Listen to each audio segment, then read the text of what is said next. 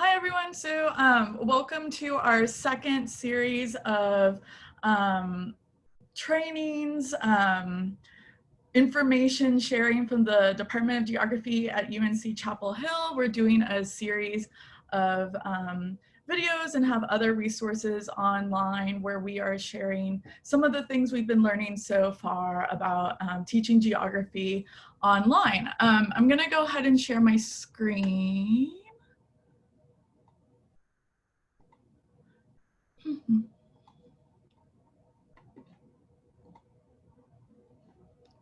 I'm going to use presenter view.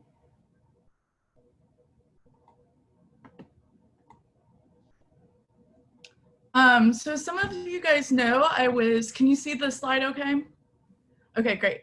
So some of you guys know I was teaching Geography 121, Geographies of Globalization this summer during summer session 1. So today I'm kind of just gonna, I'm not an expert in teaching online. I definitely am not a teaching expert, but I wanted to just take this as an opportunity to share kind of some of the things I did and that I thought really worked for students, as well as some of the concerns and challenges I had and things I would like to do differently moving forward.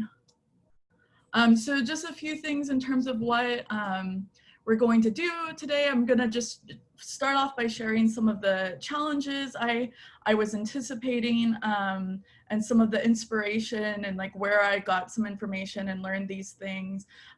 Some of the solutions I developed to anticipate problems. I'm gonna go over some of just like the mechanics about how I ran the class. And then finally, some final tips on what I'd like to do differently moving forward and what I think really worked. So just some general caveats. This is absolutely just one model. What I did was not as research-based as I would have liked. A few weeks ago, Diego and Francisco presented a model that was much more based in Sakai, which is the online learning web platform that we have at UNC Chapel Hill. And if I remember correctly, their course was primarily asynchronous. My class wasn't based on that module asynchronous technique that a lot of purely online classes are, but rather I kind of use the traditional syllabus model.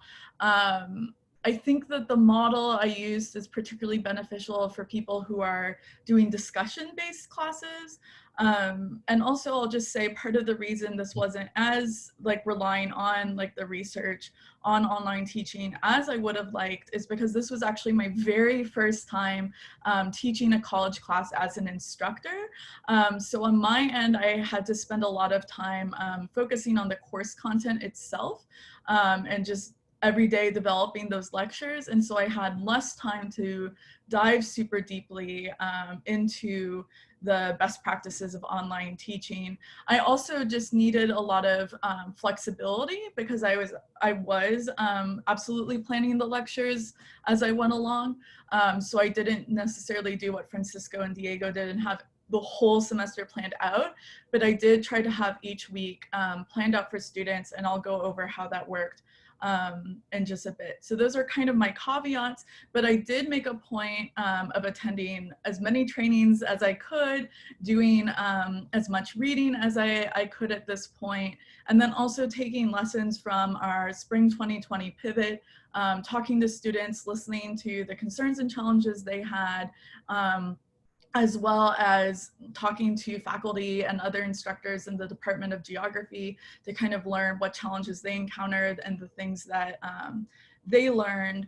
I also surveyed students at the beginning of the semester, and I highly recommend doing that to just get a sense of like what their internet connectivity is like, what their expectations for the class were, and then kind of develop the course model around that and the needs of the students.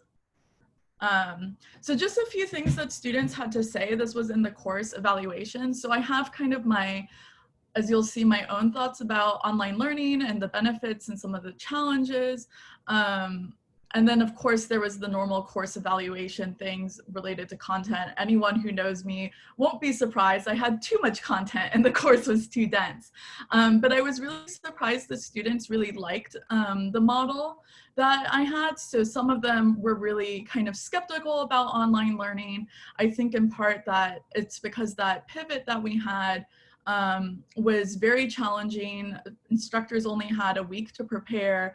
And what I keep telling students is that course prepared for online from the beginning is going to inherently be very different than a course that is a pivot course that you're designing in a week.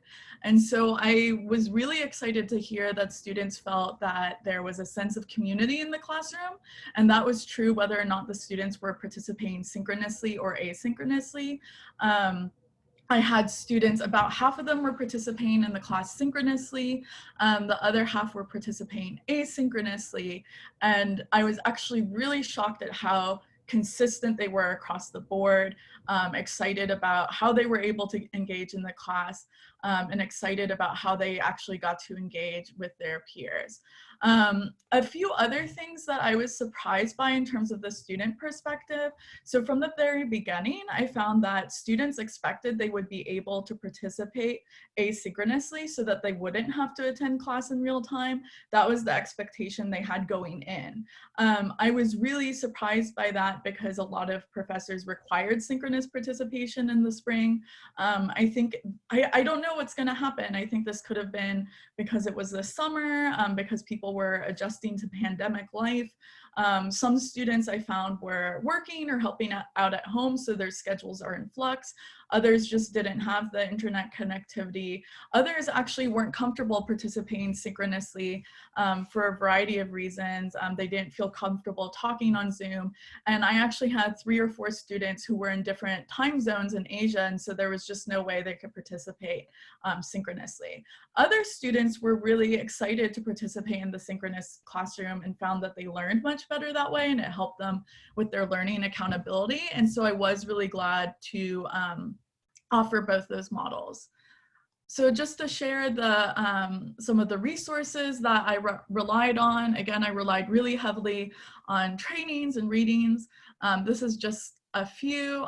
If Brian R. in the graduate school is offering any trainings that are available to you, I highly recommend you take them.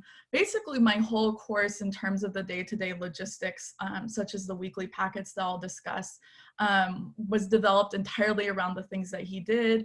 He really encouraged us in the online environment to narrate. Like, I just learned so much from a 2-hour training. So I really highly recommend that. I also took a lot of inspiration from Rebecca Barrett Fox's piece that happened as most universities pivoted online. The title was a bit, some people found it contentious. I really liked it in that moment. It was called "Please Do a Bad Job of Putting Your Courses Online."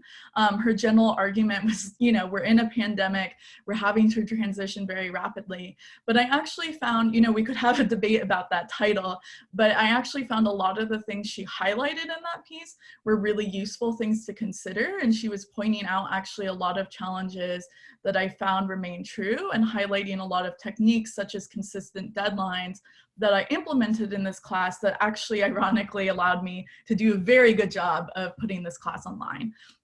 So I highly recommend checking that out. And then in terms of the ethics that I used to approach this class, I really relied on Brandon Bain's Spring 2020 pivot syllabus.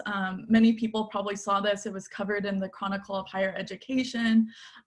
It was shared really widely. He is a professor at UNC in the Department of Religious Studies, and just overall an amazing person. I really appreciated that in these guidelines, he highlighted that, you know, we didn't sign up for this. I highlighted that in my own syllabus as well, that although we were, you know, maybe signing up for an online course, we were doing so because we didn't have any other option, right? There still wasn't very much of a choice. If we had a choice, we would maybe be in person. And so that was something I really harped on, that none of us have made the choice to try to learn during a pandemic. And again, just to really highlight doing the most humane thing as possible in the moment, and prioritize. I really liked his point about prioritizing simple solutions. And that's a theme I'm gonna try to bring out, that like keeping it simple and as simple as possible and having as few moving pieces as possible is really key for both like myself as an instructor, but then for the students learning as well. And then also just recognizing that some things are no longer possible, but as I'll share, there's actually a lot of new things that I found possible that were really exciting. So these were some of the challenges and concerns that I heard that I experienced myself actually as a TA in the spring, that I heard from faculty who were teaching in the spring, and that I heard from students. So I experienced in the spring a lot of confusion about logistics for both myself and the students. We got a lot of emails that were like, when are things due? Just a lot of concern over the day-to-day logistics of the class. Again, I was concerned about students not being able to participate in real time. I don't want them to lose out or have a lesser quality experience. I was also really concerned about creating as many opportunities as possible to have points of contact with students. So I really kind of felt like I was, trying to engage. I didn't have that meaningful connection with students that help push me forward and help push me into engaging with teaching and kind of motivate me. So I tried to create little instances where I could give feedback, get feedback from them, just trying to create really structured ways to do that. And again, really structured and just routine ways of giving and receiving feedback. I was also really concerned about, and Francisco and Diego discussed this a lot in their training, I was really concerned with facilitating class community and facilitating community between students who are participating in different ways. Again, I wanted them to get to know each other regardless of whether or not they were seeing each other in real time. And then finally, I heard from a lot of students on the student side, they had a hard time focusing on Zoom. I think many of us have experienced that. They had a hard time, especially when they were taking multiple classes, focusing on Zoom. I heard from students they found themselves tuning out mid-lecture. So again, I developed a few techniques, especially based on Brian R's training in the graduate school on how to keep students engaged in the lecture every step of the way, using what I call weekly packets. And then I found that like some things were the same. So my pedagogical commitments about facilitating, they're reflected in my concerns about facilitating class community were the same. In terms of the content, it was the same. And of course, like in any classroom, students are different. They're at different points of their education. They may have different time constraints. And so there's a way that we need to accommodate a variety of learning styles. So that was the other thing, is I tried to remember like, hey, it's not all new. A lot of it is going to be relying on things that I already know how to do. Again, so some solutions, and I'll go into actually the mechanics of these. So I used weekly packets, which were basically the way these worked were essentially like in a physical classroom, I would have given a handout. These were all in one document that they got at the beginning of the week. And then the activities were consistently due on Mondays at 5. So they had those consistent deadlines. I used a lot of Google Docs to facilitate class conversation. I used a lot of style requirements. So something I noticed grading in the spring, especially for a large class, it was just nuts when students were uploading things just saying assignment 1 and you're having to sit in there and put their name in. It wasn't something I anticipated, right? Because normally I get that physical sheet of paper, but having those style requirements for uploading saved me a lot of time. And then again, I think this is like a best practice, a research supported practice, having really centralized and consistent places for information. And for me, that was an organized Sakai and easy to use Google Docs. So again, we're going to go over syllabus, weekly packets, organizing Sakai, day-to-day mechanics of the class. My key tools, I focused on Sakai, Google Docs, and of course our new overlord, Zoom. I really kind of, I know there's a lot of amazing tools out there, and I know that there's a lot of really fantastic ways of supporting online learning. I know that Sakai has a lot of features that I don't know how to use that other people are more proficient in. But what I decided to do was really focus on what I already knew and what I already knew how to do so that I could spend more time on the course content. For those of us who maybe, I think a lot of us are already familiar with these terms, but synchronous means occurring together at the same time. Asynchronous is separately, often each student on their own. I made a point of highlighting in the syllabus for students that actually a lot of our work in college is asynchronous, right? So reading on your own, doing assignments on your own, these kinds of models, they may be different words, but actually we do this kind of work all the time. And while our pivot to online has made us more familiar with these terms, it's worth remembering that we know how to do this, right? I did, as far as my class goes, I did not require synchronous participation at all. And I found that many students opted into that model.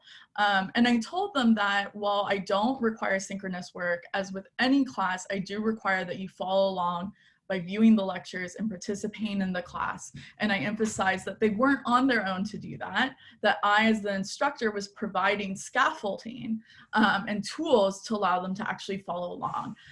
They weren't just going to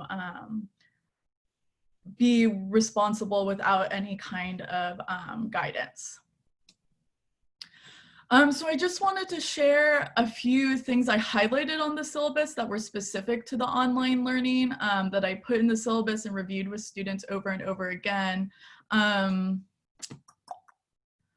Also, just quick thank you to Nathan Swanson, who graduated with his PhD from UNC Chapel Hill, Geography in 2016. He's now at Purdue University, as well as Christian Lintz, who's an associate professor in our department. They both shared their syllabi for this class, and that was incredibly helpful in terms of content. So just to take a look at the syllabus, you know, typical syllabus. I can go over the grading breakdown if we're interested later, but the things I did want to highlight, so I did create a section that was specific about learning in a pandemic.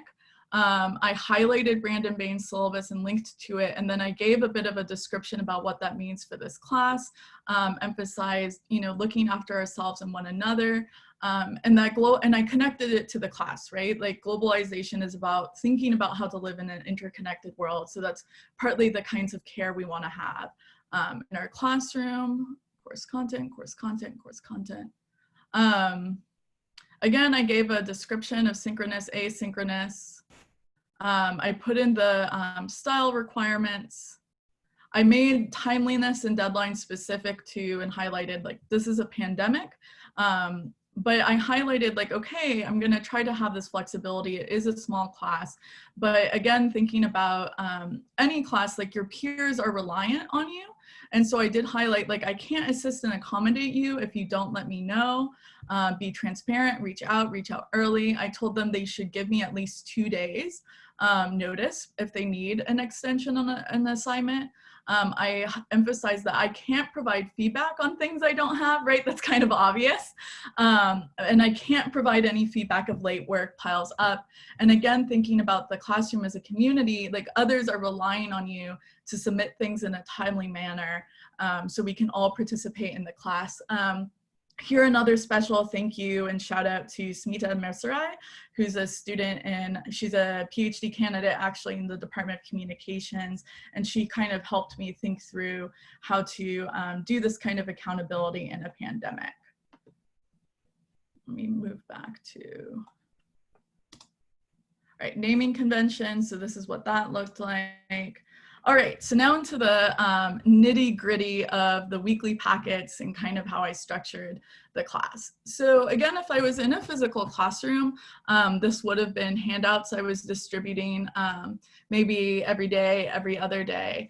But I found that it was really useful to group them all in one place. Again, every week, this was a class where we met every day. So I think in a normal semester, I would have them do every 2 weeks. It was due Monday at 5. the idea was that they had time to finish things. So if they were able to participate synchronously every single day, that was great. But if they needed to just do all the work during the weekend, they were able to do so as well, watch the lectures and fill it out. Maybe they had something one day where they couldn't participate asynchronously. So they were able to do that kind of where they could fit it in. Let me show you guys kind of what these looked like. I'm gonna stop sharing the screen for a second so I can share a Word document.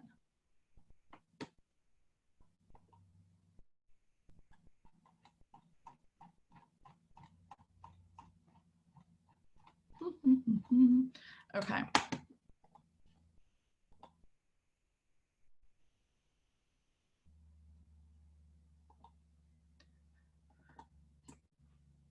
Can you guys see that Word document? Okay, so this is what the weekly packets looked like. So again, following this principle of keeping everything in one place. All the readings were on the syllabus, but I listed them again here so that they wouldn't have to jump back between the syllabus and their weekly assignments. So basically what I did was I had little activities throughout the lecture to help keep them focused on the class, but also to help me get that really rapid feedback. So every week they got one of these. It listed the class type. So I did do some days that were purely asynchronous. So these were days when they had videos to watch, a podcast to watch, maybe some extra readings to do. And then I had basically what in a traditional classroom would be a worksheet to allow them to follow that along. I find that worksheets actually are a really good pedagogical tool. I just feel like actually sometimes through worksheets, especially on the online environment, I can give more facilitation to the learning than I would ever do so through a lecture. And that's one of the benefits of doing this online model. So I have all the classwork listed as well, and then of course what their readings are for the next day. So what does classwork look like? I also, sidebar, I also had them every week do a weekly vocab list. And so this was something that was part of their participation grade. I had their participation grade structured, and this was Carly Schmidt-Samard's suggestion, just having participation really broken up specifically. So this was, I think, worth like, this and some other things were worth a percentage of their grade. So weekly vocab was graded for completion every week. They had to have about 10 to 15 vocabulary words highlighted, and it was worth 2 points a week. So this was really great because it was like a simple way for them to have the accountability of paying attention in the lecture.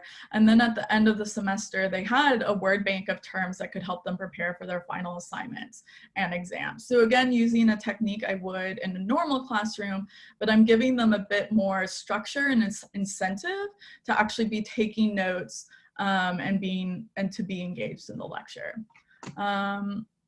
Is someone putting something in the chat? I'm getting a notification. Yeah, hey Angus. I'm going over that right now.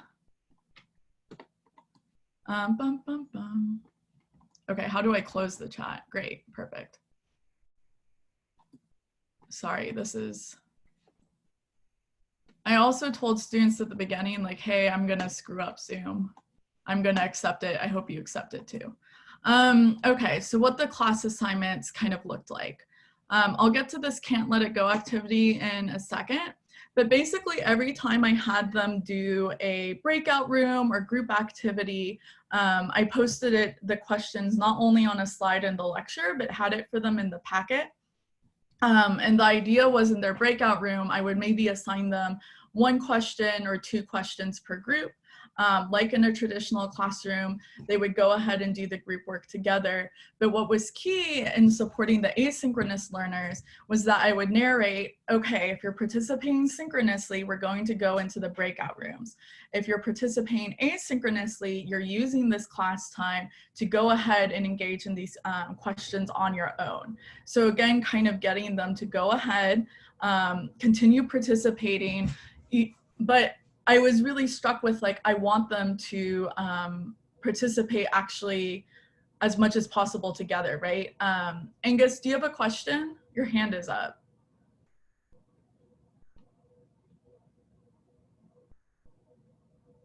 Okay, well, I will put it down. Sorry?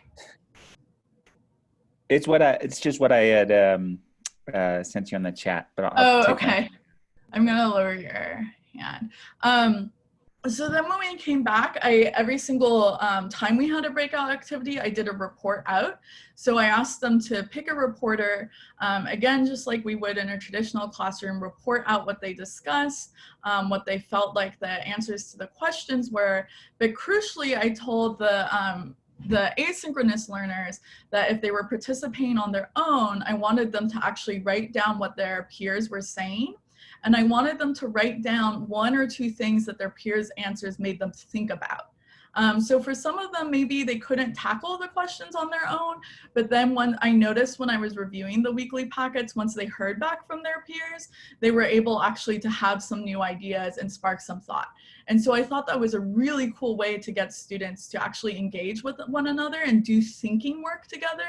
And so when I was narrating this, I would really emphasize, hey, part of our goal in this classroom, and this is my own pedagogical choice as an instructor, part of my goal as an instructor is to help you learn to think together.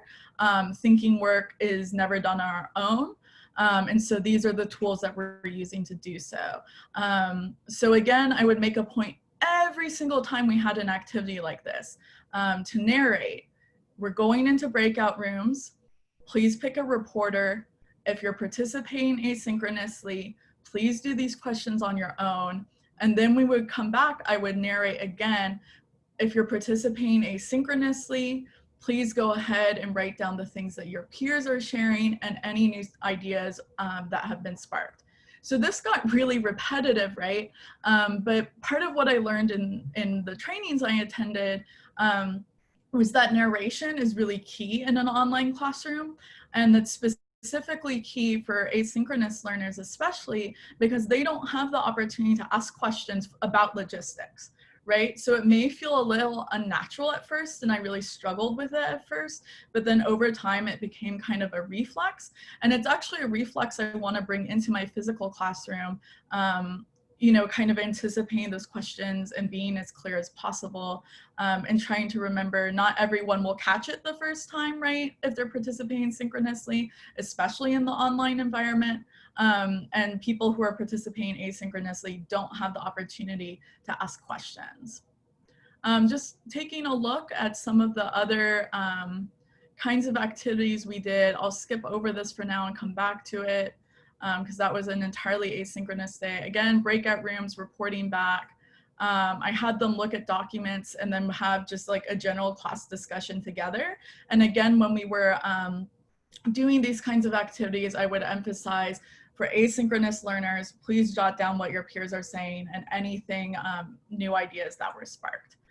I also used a lot of videos in this classroom. So again, to encourage active learning rather passive learning.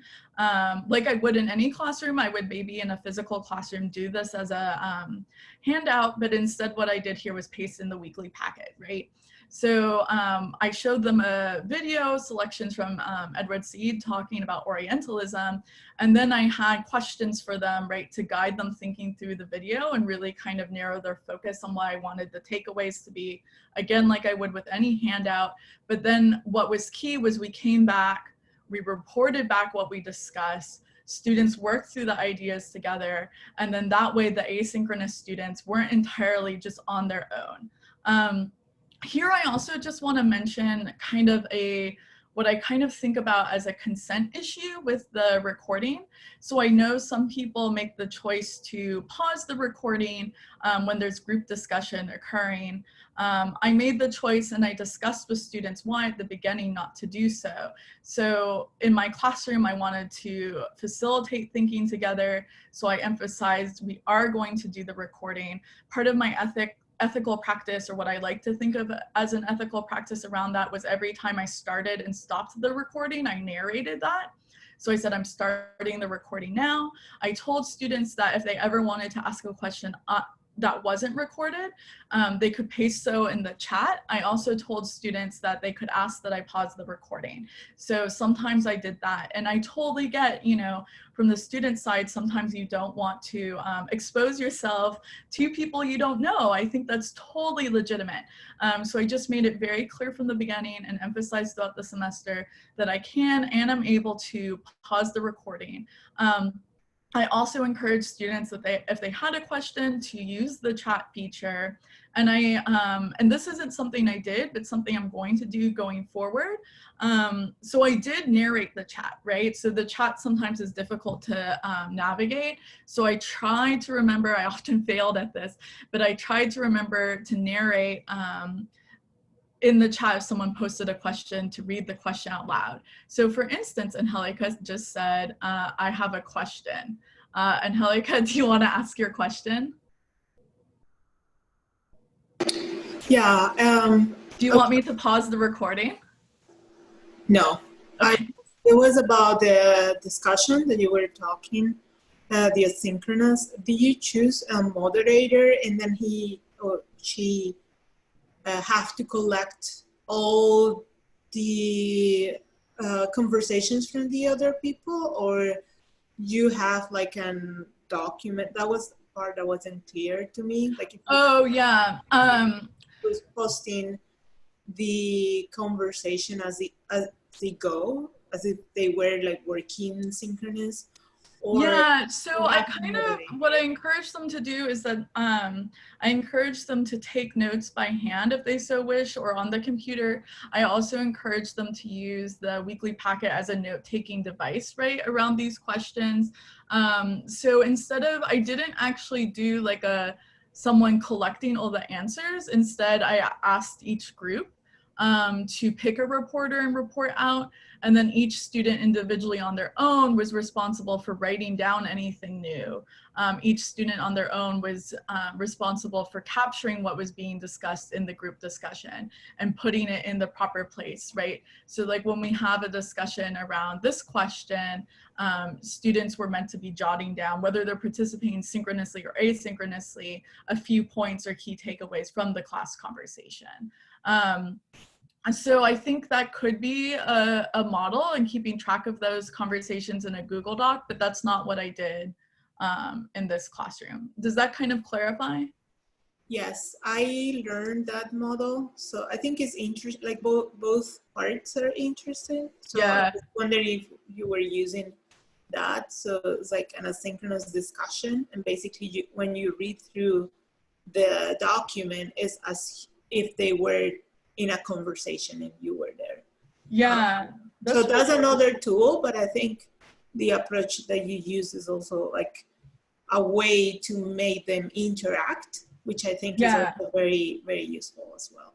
Yeah, and I thought a lot about, you know, like in any classroom, there's students who want to speak up and there's students who don't, right? And so this was a way to keep it interactive, even if they didn't feel like speaking up, especially in the Zoom environment.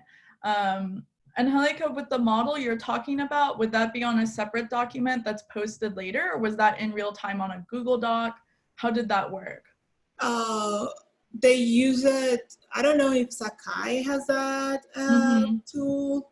I am attending an online training class, and they have in the canvas of the group, they have a space to create a synchronous discussion. So basically you create your notes, like the guide questions are there post, and then you enter your opinion, then someone replied to your opinion. Okay, and cool. you can track the conversation.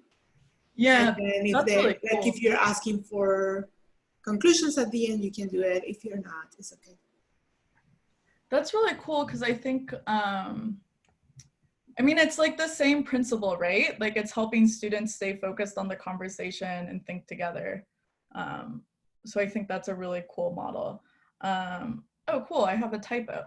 I told students at the beginning of the class, like, hey, I'm someone who has typos. Please just accept that, move past it. I've moved past it. I hope you do too. Yeah, I really like that model actually. Maybe I'll try that.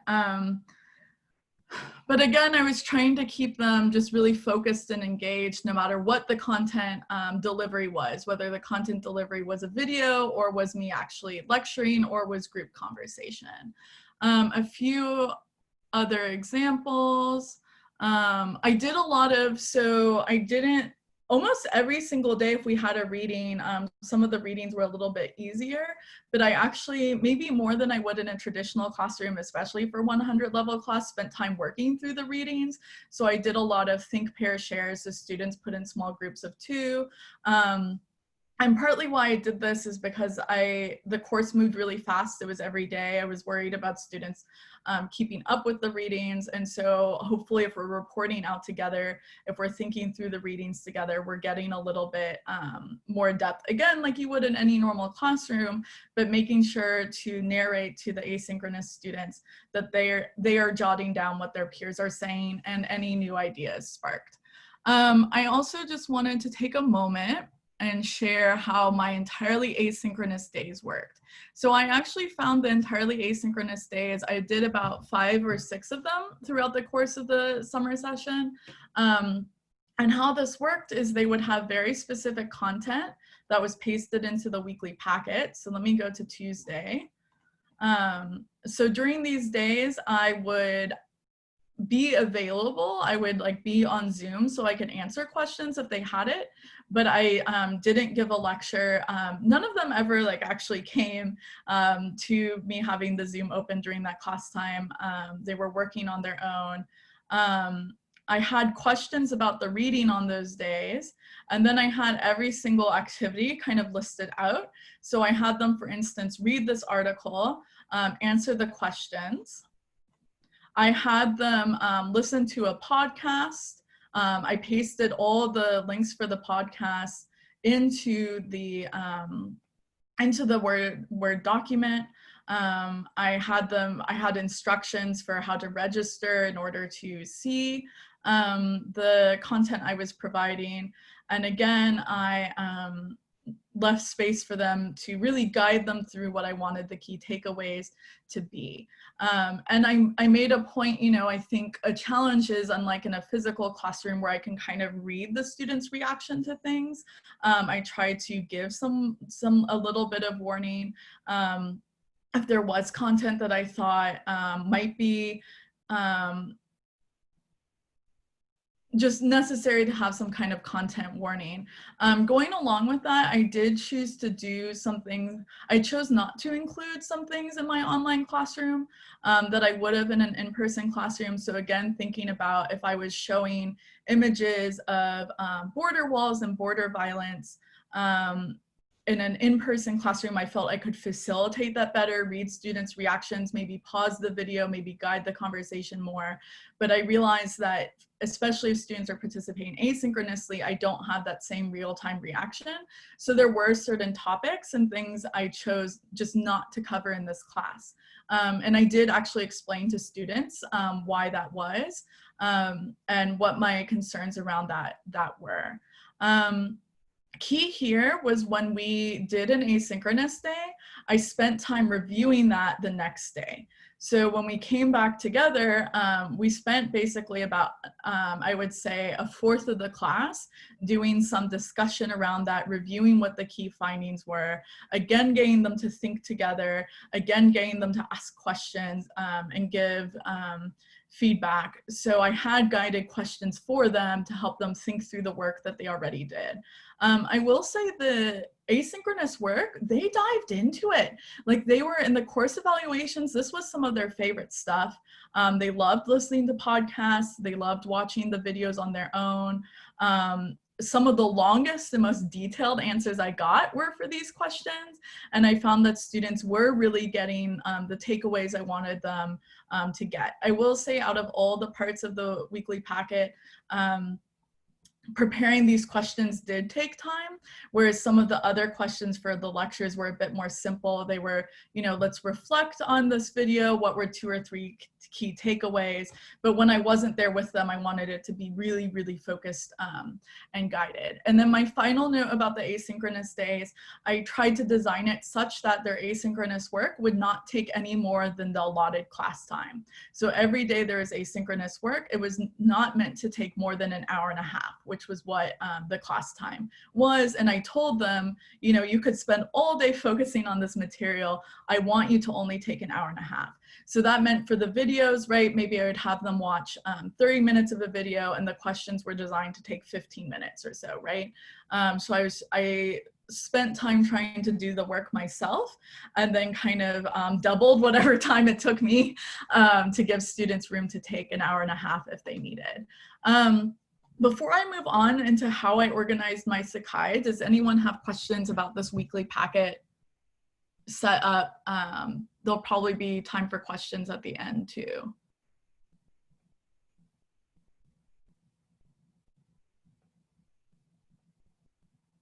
Or if anyone has any like models they want to share that were like similar. Okay, I'll just move on to the Sakai. So just to share how my Sakai site was set up. So I found, again, consistency was key, perhaps more key even. Oh, good. I'm gonna pause the recording here while I am signing in. Okay. So at the beginning of every week, I did something called Can't Let It Go. I wanted them to report back what one key takeaway was from the previous week. Again, this was an opportunity to get students who are participating asynchronously to engage with the synchronous students in kind of a way that allowed me to see the progress and understand what maybe some of the challenges were for students who are participating asynchronously and get to know them, not just through like, there's a midterm and I have to wait, you know, 3 weeks before I get to engage in the writing and thinking of my asynchronous students. Doing this every single week helped me pay really close attention to what their thought processes were. So here's an example of what that looked like. I took their names out. But every student, as part of their weekly packet, I pasted the link in the weekly packet, and every student was required to do this. So I gave them time in class. I gave them 5 to 10 minutes to just jot down an idea. Google Docs can get a little messy, and so I encouraged them to type it in a separate document and paste it in. Because the Google Docs can get messy, I think in a larger class, I would probably divide up the alphabet and have a different link for like, you know, a third of the alphabet to kind of break it up and make it more manageable. The students who were asynchronous, right, pasted it in on their own time. And then later in the week or sometimes the next week, we could go back and review. I was able to ask students who were synchronous participators questions about why that element of the class jumped out to them. The really cool thing I noticed was that basically every single week, every single student hung on to something different. So it really helped me understand what was really clear. And if a student had a question or something they were really concerned they weren't getting, oftentimes they actually posted it in this. So again, I was able to get really rapid feedback about students' comprehension of the topic. They were able to review and gain like that second or third exposure to topics. And then at the end of the semester, I encouraged them to go through each of these weekly Can't Let It Goes and actually get a sense of what we learned in the class. And so again, just to emphasize, my favorite part of this was being able to see the thinking and the development of the asynchronous students and allowing the synchronous students to have an exposure to the students participating asynchronously. I also use methods like this to just do self-introductions. So at the beginning of the class, I asked students to just write a little bit about themselves. Again, allowing them to build classroom community, even if they weren't there physically. All right, so to share oh, I'm so sorry. Was that not shared, the Can't Let It Go? Oh gosh. I'm so sorry. Okay, let me. Oh, so if I do that again, someone tell me. Because I was literally like highlighting things on the Google Doc. So this is, I'm so sorry. So this is what it looked like. Yeah, basically their name, the instructions, and then, you know, they're jotting down their ideas and thoughts. And like I said, when you guys weren't looking at the document, I took their names out to protect their identities. But I loved looking at what their thoughts were. As you can see, a lot of them are really detailed. And it was really great.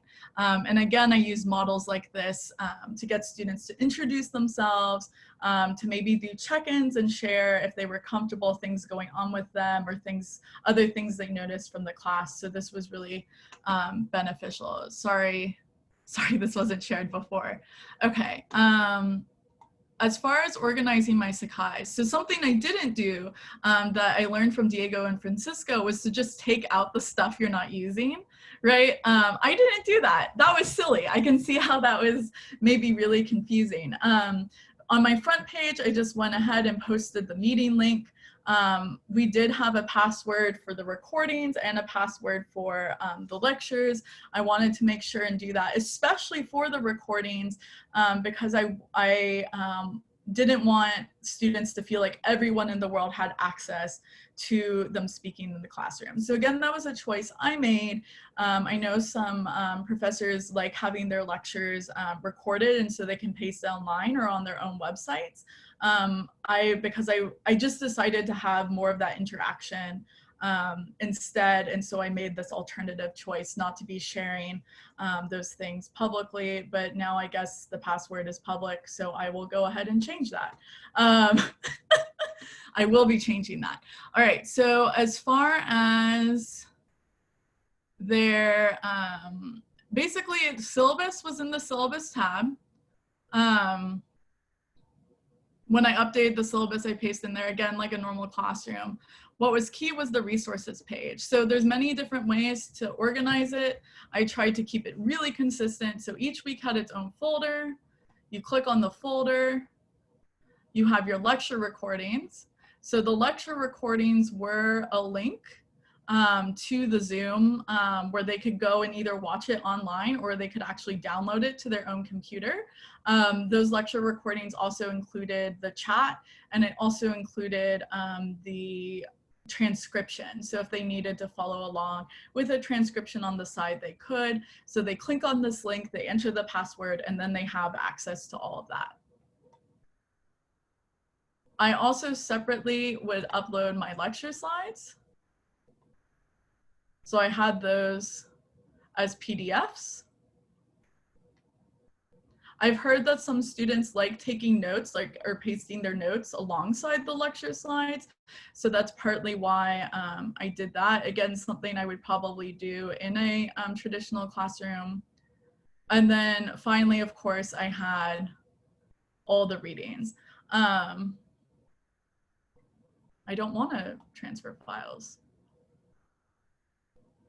So I chose to, again, I tried to follow some naming conventions to make it really clear. I think in the past on my Sakai, I would have just had a reading folder with all the readings for the semester. But in the online environment, I wanted to like really break it up to allow it to be easy to find. So the readings were already pasted at the beginning of the semester. I did end up, as the semester went along, switching readings around. So I would make those changes and note them, take things off, move them around. But these folders, the readings folders, were full.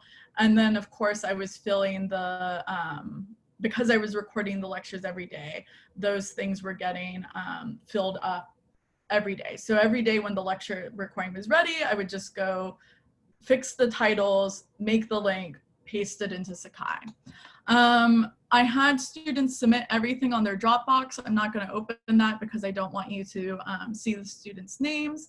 I did not use the assignment tab. I did not use course reserves. Even if something was available online through the university, and actually everything was, I went ahead and downloaded the PDF myself and posted it on Sakai. So again, just a little more work upfront for me, but I was trying to recognize that some students maybe wouldn't have the same amount of time or as good an internet connection to go through and do those things. So I wanted to make sure to provide the PDF. I also used the forums feature. So that was a percentage. Again, I'm not going to show that because I don't want to expose their names and their content, but in the forums feature, we had the group discussions and that was part of their participation grade. And so I found that the forums work best when I had two ideas or concepts that I wanted them to place together. So for instance, I placed together like built environment and positionality. And I asked them, and I made those topics very clear, and I asked them to reflect on a moment when maybe their positionality shifted or when they had more awareness about their positionality and how that changed the way they viewed the built environment. So those, I took the forums as opportunities, not necessarily to review like concepts on globalization, but to get a little deeper into the key concepts of my framing of urban geographies and feminist geographies, right?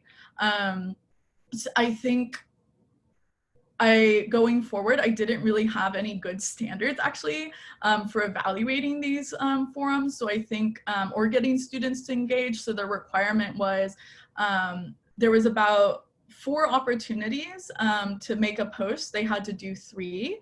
And then every week they had to, not every week, but they had to do 3 times. They had to at least comment on 2 of their peers posting. So for a total of 6 comments. I was not picky. Like if they wanted to make 6 comments in 1 week, that was completely fine, right? So again, giving them that flexibility like I would in a normal classroom. And I think my problem was I didn't really provide scaffolding for the students to engage with each other. And especially on the online environment, that's important. And so I think going forward, I'll require students to like, based on their writing, pose 1 question to their peers and then the peer or 2 questions, and then the peers can come through and like share their thoughts on that. So that's something I would really love to do differently going forward. Let me just check my notes, see if anything's else. All right, so just to wrap up, these were the key collaborative exercises that we went over. So the can't let it goes were really useful. Posing questions, having the forum posts, and then doing the breakout rooms as I discussed. I will be posting these slides, so if you just want the bulletin notes, you will have them. Again, just to review some of and hit on again some of the key things that I found from the trainings I attended that really worked in this classroom. Narrating everything, especially recording procedures, right? I'm starting the recording now, I'm pausing the recording now. I found, you know, I think I've learned in my trainings for physical classrooms as well, and my experiences as a TA, explaining why students are doing things is important, right? I found that was even more important in the online classroom. So explaining to students, we're using this Google Doc such that we can engage with everyone in the classroom, right? Just like making it really clear to students. Another thing I've seen work is having students use Google Slides, and so having them maybe do a Google slide each where they're engaging around a question or maybe introducing themselves, and they can actually paste links or videos and other kinds of media in that. And then again, as I was hinting at for large classes, I think for those in real-time Google Docs, I would break it out into groups and make that really clear. Narrate the chat, as I said, review all asynchronous work during the sync class. That was really key. And really key for me was just really relying on what I already, the tools I already know how to use, right? For me, that was Sakai and Google Docs. Oh, I missed out. It's supposed to allow me to focus on the course content, right? So like really trying to actually minimize my work. And so that's to say, I want to emphasize that like putting together these packets and the way that I did, it's kind of a reflex for me. I love designing handouts. That was kind of like the first thing I grabbed to in my normal classroom. So I would just like really, you know, this may not work for you because it may be a lot of work for you, right? Like for me, this was very natural. So I think whatever like your urge is in a classroom or like, yeah, whatever your inclination is to just transition that to online, like keep it simple, rely on like what you already love to do. And then things I did differently. For large classes, I'm considering really having more reliance on activities already in the textbooks that I was using. So I actually found a lot of activities that were pre-designed were some of the best activities we did all semester. And so having those in the weekly packets and doing them through the class, actually, one, it saved me time in designing things, and two, they were just really well constructed. So relying on content that's already out there. I think I would do 2-week deadlines for weekly packets, right? And then just a few blunders and mistakes. Not having good lighting, I'm gonna work on that. Leaving the camera on when I'm showing a video. So I would share the video, but then leave my camera on. And so they would see all my facial reactions to what was going on in the video. And that was just like really, when I watched the recordings, I didn't realize I was doing that until midway through the semester. And I was like, oh, they do not need to see how I'm reacting to every second of this video. So just go ahead and turn your video off, I think.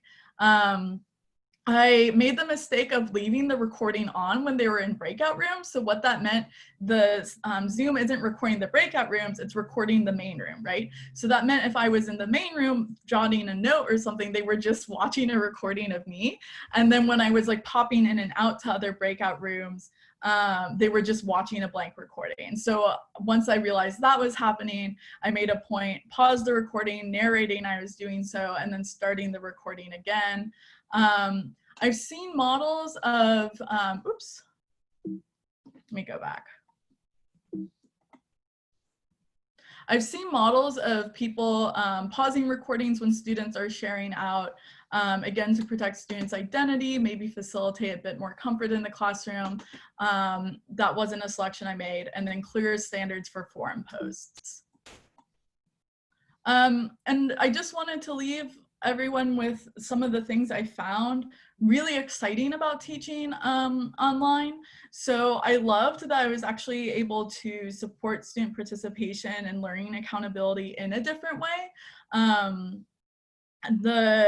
So these were some of my concerns here on the left, right? So I was concerned with remaining in contact with students, facilitating this class community. And these were the things I really found helped.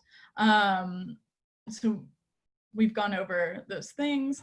And then again, just to leave you with some of the things I absolutely loved. I loved having the rapid feedback from students. So in a physical classroom, right, maybe I would be chatting with a student after class, or I would like bump into them in the hall and kind of, we would maybe have a discussion.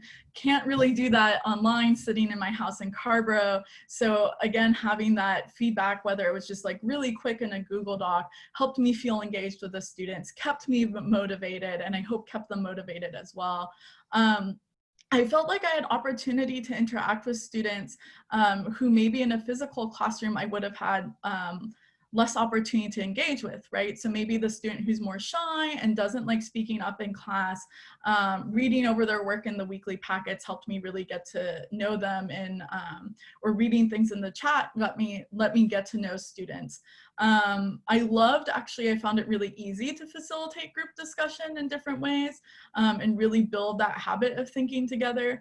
And I absolutely loved that there was a lot of opportunity to engage with multimedia that I think I wouldn't have otherwise, such as podcasts. I think I would have shown a lot of videos in my class, but it's kind of weird to have a podcast playing in an empty room, right? But I loved that I was able to rely on those outside resources, again, while providing the scaffolding and kind of giving the students an opportunity to really take a handle on their own learning in a way that was just really generative in this classroom.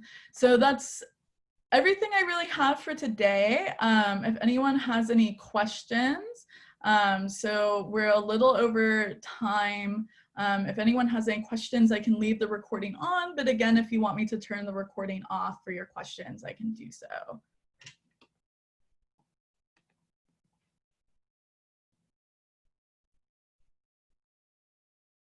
I can also go back and like review weekly packet documents or anything like that. I'll stop the recording while people are thinking.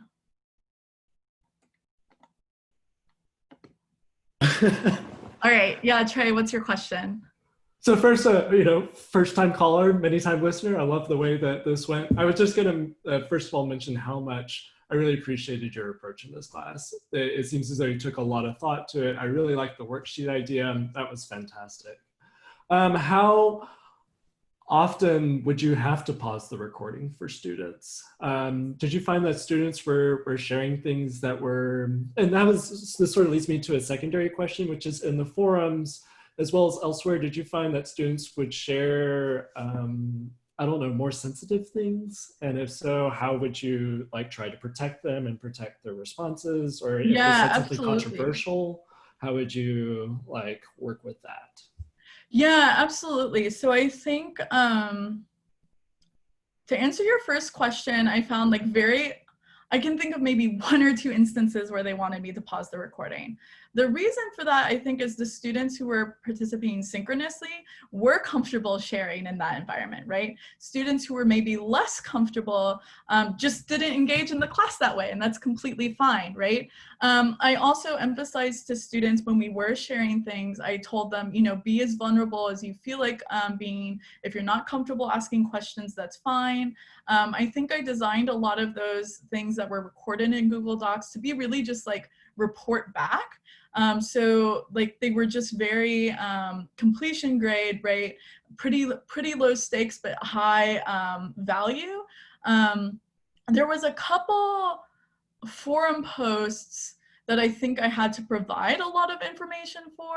So when I was providing an example of how to engage with that, I often used an example from my own life, but I emphasized like, hey, you may not want to do that. I don't expect you to do that. So again, just like I would in a normal classroom, repeating those values and those things, but emphasizing it again and again.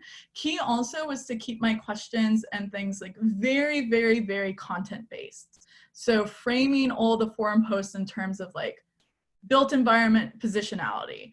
And so for a concept like positionality from the very beginning, I kind of gave the framing that, a good practice when you're trying to think through the ideas is that you don't need to share every single little bit about yourself, but you want to share the things that are maybe relevant to what's going on. So encouraging them to share just as much as they feel like they need to. And then most of the other posts really didn't, maybe I asked them to think about their neighborhood and how things were laid out, or I asked them to think about like what you ate for breakfast and where you think the materials came from. And I found that students liked participating in those things actually. And, people are smart. And I told them like, yourself best, what you're comfortable sharing. And I found that students didn't really raise any concerns. It could have just been the group that I have, and that may be more difficult in a larger classroom.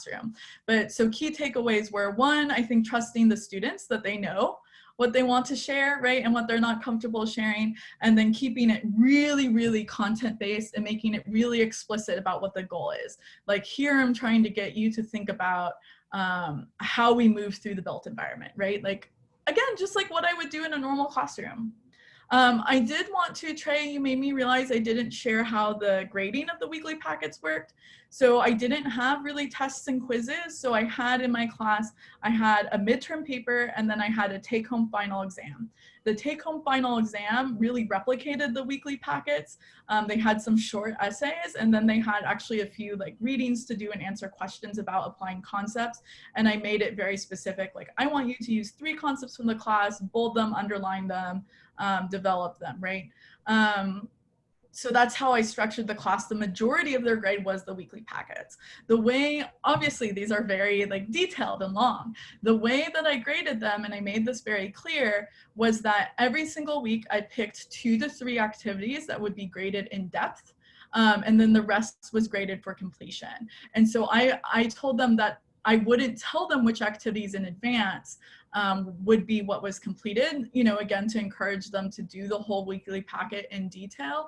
And then I would kind of take a brief look to see, how the students were engaging, what kinds of questions they seemed needed a lot of feedback on, and I would focus my grading and feedback on those things. So those were maybe the asynchronous days. Those were maybe the questions that were like the deeper thinking questions.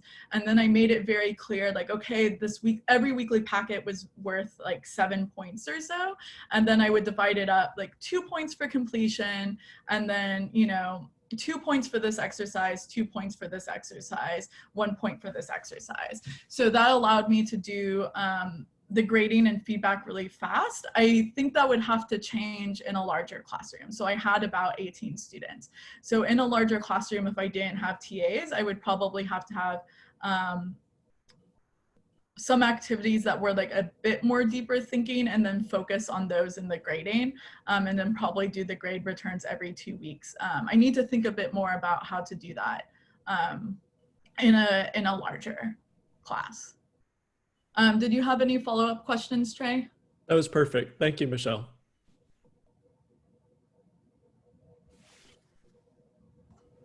Angus, was I able to answer all your questions about the weekly packets? Yes, thank you very much. Okay. I'm gonna pause the recording again. So